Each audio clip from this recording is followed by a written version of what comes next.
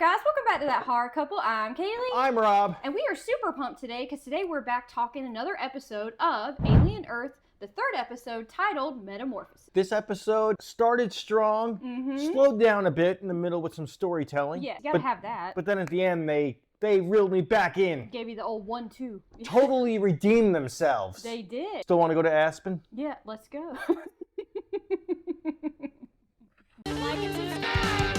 Okay, well, in this episode, I feel like the action picked up right away. It picked up exactly where we left off last week. It did. Where Wendy's brother, Joe, aka Hermit. the xenomorph took him away last week. They did. So this episode picks up with her going right after her brother. Yeah. The action is intense. Rescue style. Get away from her, you bitch! I really like the scene where they were in the meat truck where she comes up to save her brother and he's got like the xenomorph like goo acid stuff on him and he's stuck and she's like trying to get him out. It was very tense. Well, very tense. we saw the whole aftermath of like the xenomorph attack kind of. Yes, we did. Did you notice that like, you know, she's calling her brother Joe and now her name is Marcy. So are they going by their actual like child names right now? Those are their childhood names, Joe and Marcy, but their new names are Hermit and Wendy. So it's very funny that like they're the only two that call each other those names, Marcy and Joe. It shows their family bond. I keep thinking of like the OG Friday with Marcy. Like, I said, Lizzie, you'll always be playing. Well, almost right away, we get a battle now between Joe, Marcy, and the xenomorph. We get like a xenomorph battle. Yeah. Which was totally intense and all, but like got me confused, right? Because here's what I was thinking. The xenomorph hacked George Washington in half. Yeah, he did. Caused all this Peter guy. caused all this construction, and here we have Marcy like poking him with something like. Yeah, and I think she's got like his tongue, his second head that comes out of his head, and I think the xenomorph needs that. So I think that's why he's like, it's like you said, like a dog. Down, boy! He's like going back and forth like this. I'm thinking, wouldn't the xenomorph just cut them in half? Yeah, I don't know. His tail was swinging like when that was happening. I was thinking that he was gonna get her, but once again though, the xenomorph, like I said earlier in the early episodes, looks awesome in this. I mean, it's very shiny. Yes. Very pretty looking. Not pretty, but it looks very realistic, almost as if it's a practical, like a person in a suit. But in certain instances, it looks more CGI. So I'm not sure, but it looks good. I think they might have combined the CGI with the practical with this because it just looks like very shiny or something. It does. I really like the look of it I too. dig it, but that was an intense battle, and she was like, she was poking him, saving her brother. Yeah, and Hermit actually gets like stabbed by the xenomorph and like through his abdomen. It's like really awful, and Wendy is the one that's able to save her brother from the xenomorph. Good job, Wendy. We also got scenes of the other like Lost Boys characters in this. Those two guys were very childlike still, because like they're children like in adult bodies, but like adult robot bodies. They're kind of playing that up to the point where I'm like, oh god. Yeah, like, you could tell it's like two young boys. They're like, no, hey, but like, dude, they're like pushing each other, being annoying. There's a little of that, but they're also like overdoing it, where it's like, you said a curse word. Yeah. They're like, well, you said a curse word first. Yeah. And I'm like, certain parts, I'm like, bro. And all of this is happening in this lair within the crashed spaceship where the xenomorph eggs are like gestating or whatever. I saw the eggs in that little cocoon the whole time, and I was like, and they're like messing with them. I'm like, do not, and like us at the movie series were like, do not mess with that, do not mess with that. Yeah, don't do that. We did see an interaction though with those boys eventually with the cyborg. Yeah, our Wayland Yutani cyborg. He's one of the coolest characters on the show to me. He's very interesting because what we learned about a cyborg is that he said he used to be like human. He had a daughter, he had a family, and something happened to him where he's part man, part robot, which is so interesting. I don't think that like a mixed breed. Alien's ever done that before. Yeah, I think that's really interesting. What was that awesome scene we got though, where he hooked himself up to like a computer and like he's like getting all this information, 30%, 70% complete, 80% complete, $100 billion.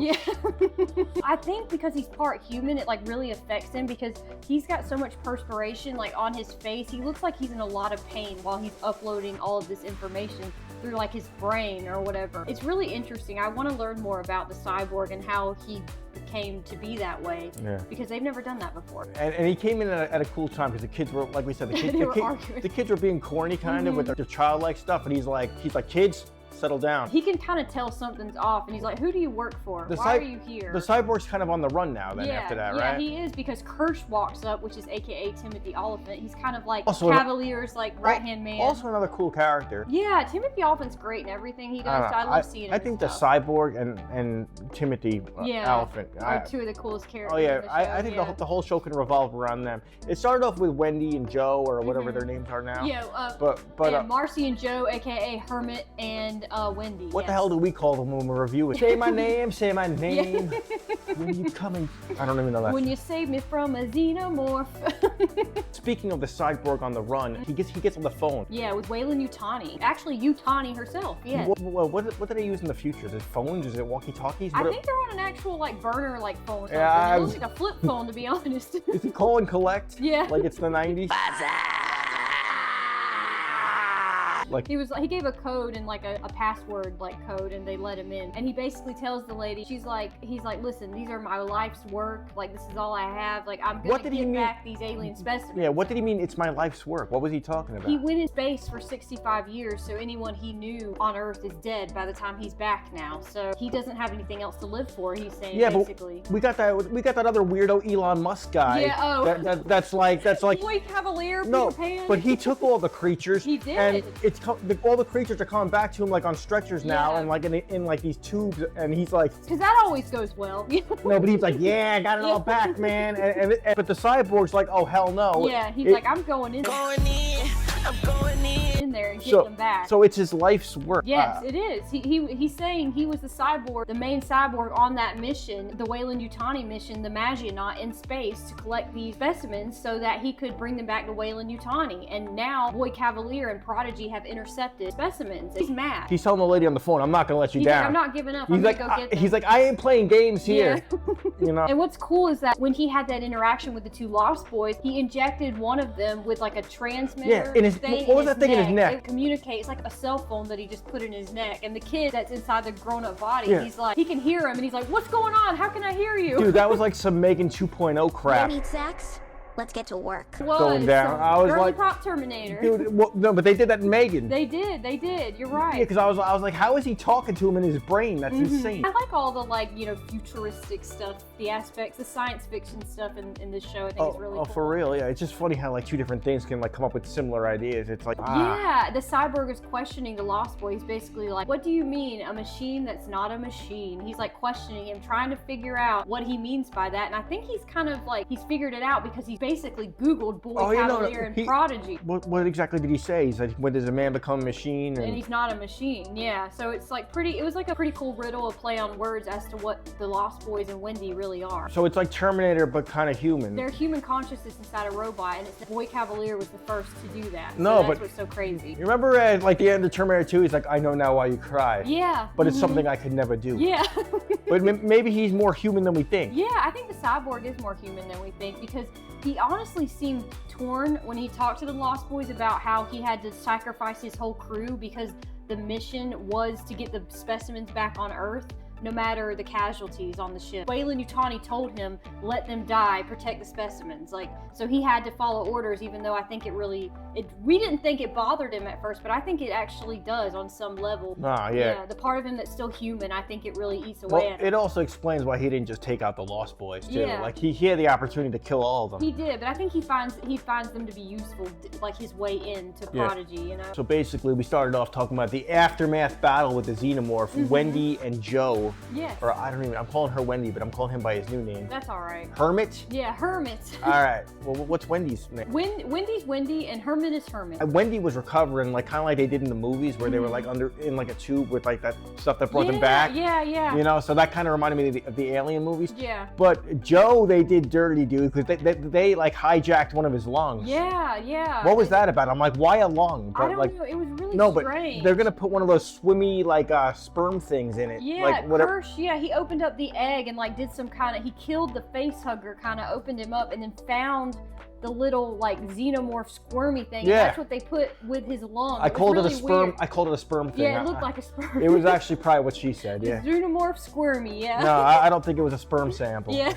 Might have been. Xenomorph sperm. Might have been. Yeah. No, that experimental guy's weird. Yeah. So maybe he was talking creepy to the kid at one point. What did he say? He's like, I'm fascinated by children. Oh no, that was Boy Cavalier said that. He's like, I love the child's imagination. He was talking to one of the other Lost girls, and he's like, you could be my favorite if, like, he was like emotionally manipulating her because she's essentially a child. He's like that creepy ice cream man. You tell the kids, don't go to that truck. Go, detective. Just for you. Other than Joe, though, speaking of Wendy, what was up with Wendy? She was getting like these like migraines that she's like, She was hearing as Kush was operating. She was hearing as they were operating on the xenomorph. She was like, something happened where I don't know what that means. She's like, connected to these to the xenomorphs somehow on some weird way that when they're being affected, she's being affected. It's really strange. That's resurrection style. Yeah, that's true because Ripley's character was affected by when the xenomorphs were affected in that movie. So maybe they're trying to tie that in. Is that what they're doing? They left her basically laying on the floor at the end of the episode. Yeah. And we're like, what's going on, Wendy? Why is Wendy being affected by this? So they left that up in the air for next week. Yeah. But they did end it with Metallica. And that was pretty cool. Dude, so that was pretty rocking. Yeah. I mean, dude, we got Tool previously, we got Metallica, we got a lot of good rockin' tunes in this movie. This show was pretty rockin'. For Wherever I May Roam by Metallica. Yeah. It was so cool, yeah. This was an awesome episode, man. I loved it. I really enjoyed it. I think it was my favorite one. Definitely moves along nicely with the first two. I think it's on the same level. I think last week we gave like a 7 out of 10 rating. Yeah. Or 7.5. I think I gave it an 8. Yeah, I might have given it an 8. I'll give this week's an 8. I'm gonna go 8.5. 8.5 out of 10. I'm just a huge. You gotta one-up me a little bit. I'm an alien nerd. You know, they're doing really good with this show. I mean, they could have just threw some like Easter eggs in there and left it. They're going ways where like, what are they doing? Where are they going next? Yeah. They have everything ending on a cliffhanger every week, and I'm really excited about this. And I am too. Yeah, Hulu or if it's Disney now, I don't know which one it is. I mean, if you got a Hundle pack? You got a Hundle pack? I got a Hundle pack. Yeah. I mean, if you have a bundle pack with Hulu and Disney Plus, you can watch it on either of them actually, because that's what we do. You can do the ads version. It's pretty cheap. Yeah, that's what we do. We just gotta. What did you say? We gotta find out about acid reflux in the middle of the xenomorph battle. It's like, oh, this is intense. It's like, oh, but this girl has a rash. Yeah. How's she gonna deal with it? Be like, oh, this cream helped. Yeah, she can go play Back tennis. to the show. Yeah, but when you're watching that show, a skin rash doesn't seem that bad. It's like, dude, it could be worse. A xenomorph could be attacking your ass. Make sure you stay up to date. Hit the bell so you can be notified every week when we drop our reviews. I'm curious about your theories, your predictions, your guesses of what's going to happen, what's going on. Leave a comment. Down below. We'll talk alien Earth with you. We will. Please, predictions are open. There's no stupid predictions. No, there's not. Interested in our content, we do have a members page, Horror Couple Homies. It's $2.99 a month. We put exclusive videos, trailer reactions, other movie reviews, things like that. So if you want to sign up, we would greatly appreciate it. Hope you guys have an out of this world week. And we will see you guys soon. On a whole nother planet. Yeah. Want to get face hugged.